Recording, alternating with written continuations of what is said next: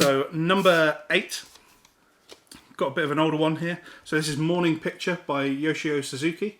So he's a pianist and bassist, and this is kind of like one of those classic Japanese jazz albums from the 80s. I think it's 1986, I believe.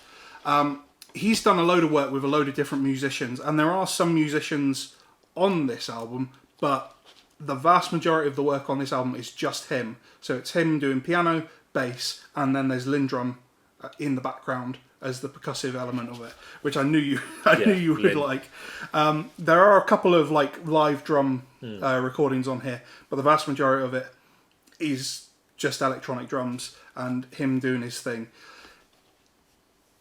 He's got a very weird sense of like melody. There are some songs on here that I almost feel like, is he taking the piss? Right. Like,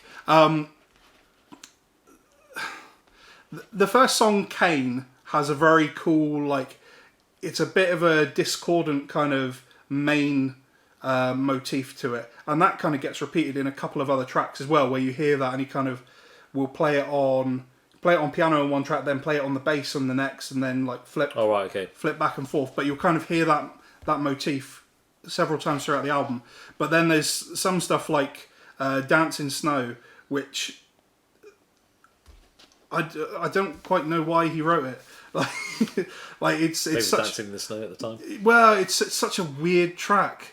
I do not get it.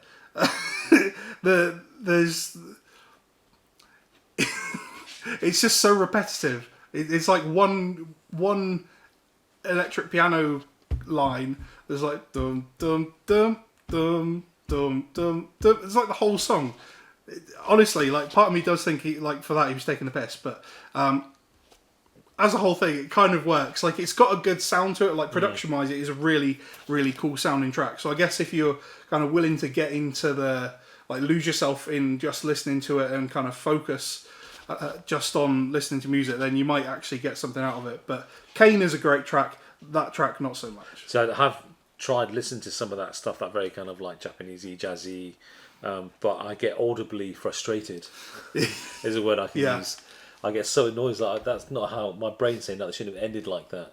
But hey, yeah, that is actually with jazz in general. There is that kind of like weird lack of resolution in songs, and I think Japanese jazz, just because they're not necessarily using keys and scales that we would be inherently used to in Western music all the time, some of the songs don't resolve in a what we would call like a satisfying way, even if they are like theoretically a viable it's theoretically a viable resolution to the track.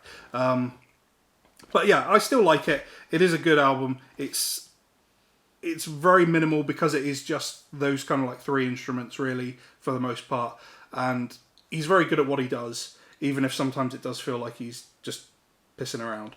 But yeah. But what do you like about the artwork though? So I think the thing that kind of like this is one of the very first records I ever bought for myself. Okay. And the artwork was the thing that drew me to it. Just because it's so simple, and again, it doesn't belie the nature of the album. That's something I really love in albums at times, is where you have to pick it up to work out what it sounds like. And it's just such a simple piece.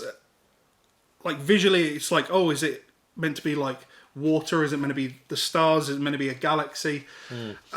It does kind of look galaxy-ish. Yeah, it does kind of look galaxy-ish, and I just think it's such a simple design, but or someone's peed in the pool.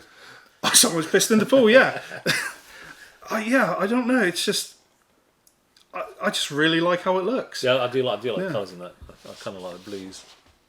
Yeah, a lot of these things that I've picked, as I say, like I only bought the album in the first place because of a particular song, and the artwork just happens to be like a bonus part of it that's kind of like drawn me to it in the first place or something like that. But yeah, there we are, number 8.